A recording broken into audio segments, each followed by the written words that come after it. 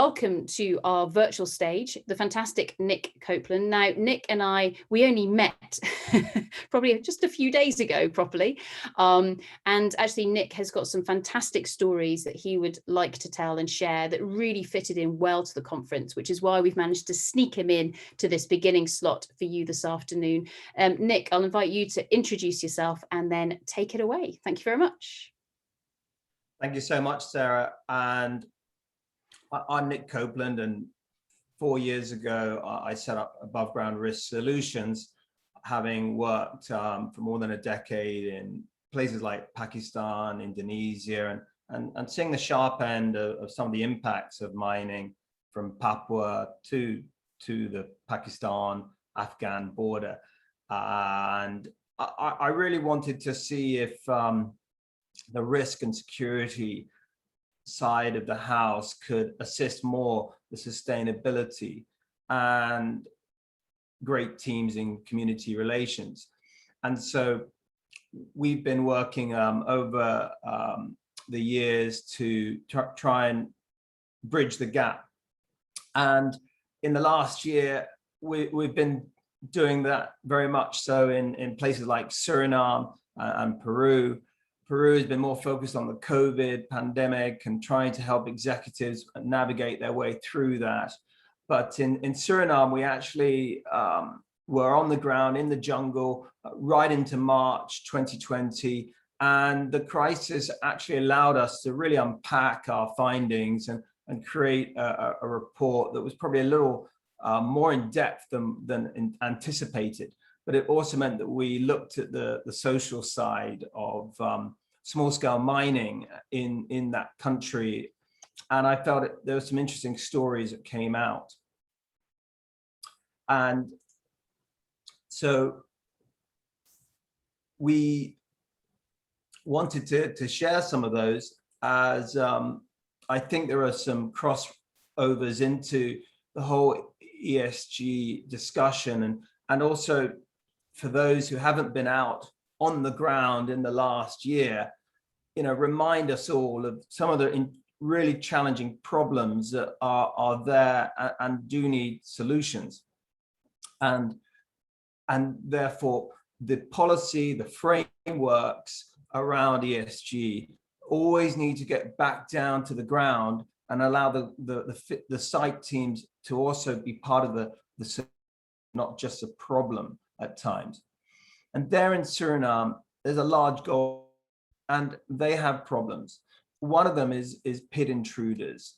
And what's interesting is that I am part of the security side of the house, but I do understand that in that picture on the right, there are two problems there.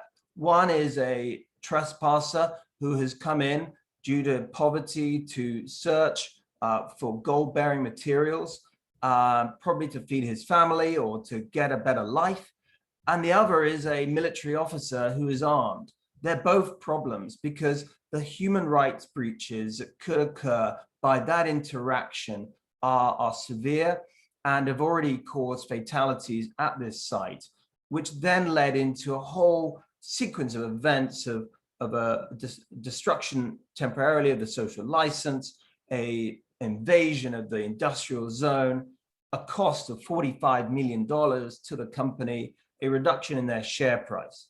But it all started with an interaction that was badly handled but between those two individuals on the right. And so that's when it gets to the human level. The poverty of the person on the left and the response of the person on the right. And it's not just that interaction. These people take huge risks in their own personal safety by climbing into these pits, getting down ramps that are 20 meters vertical, interacting with mine trucks, and then even worse, they can hide out and be exposed to blast. So we really wanted to unpack this problem that was causing over 100 intruders per night, and operational issues, as well as all these human and social problems, so that we could help the mine get beyond this and be able to create a more coexistence model. So what we did was, first of all, we tried.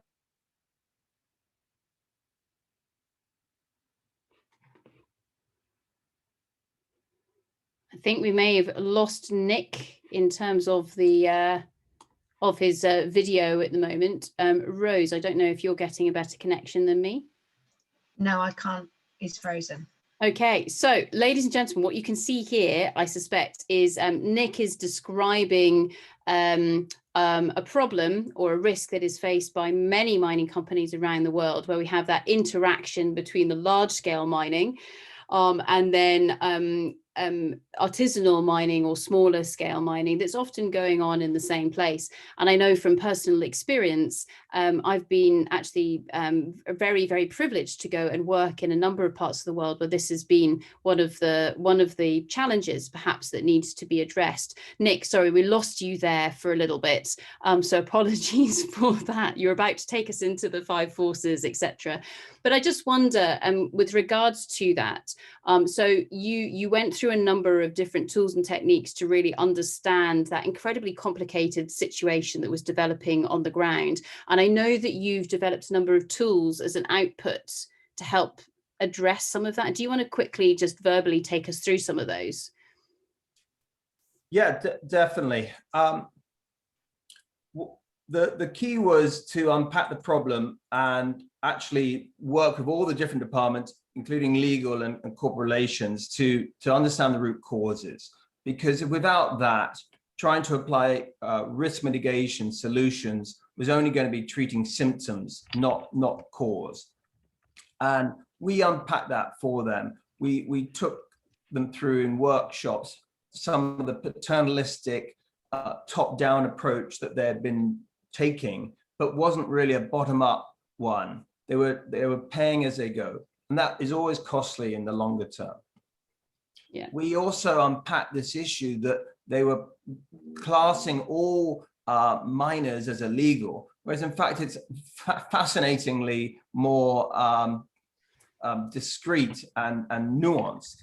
So we showed them that there was, yes, a sector of the demographic that was illegal, but many were actually rights-based under traditional authority and the legal laws of the land.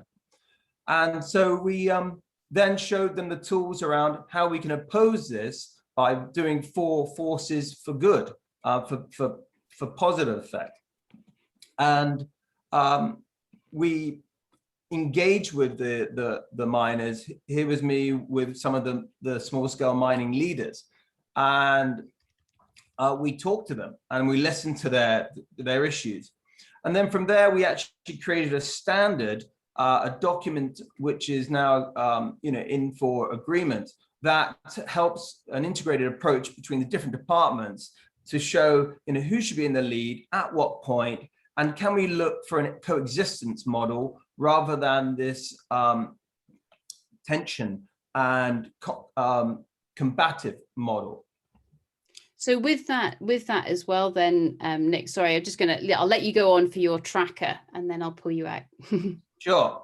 And so we have then seen that their records of engagement, promises made, and location identification of the small scale miners was also very rudimentary. So we've created an online platform for them called SSM Tracker that helps them actually define who, when, what, and how they can actually record the information from all different departments and take a step-by-step process to look at resolution and a better relationship with these miners in the jungle.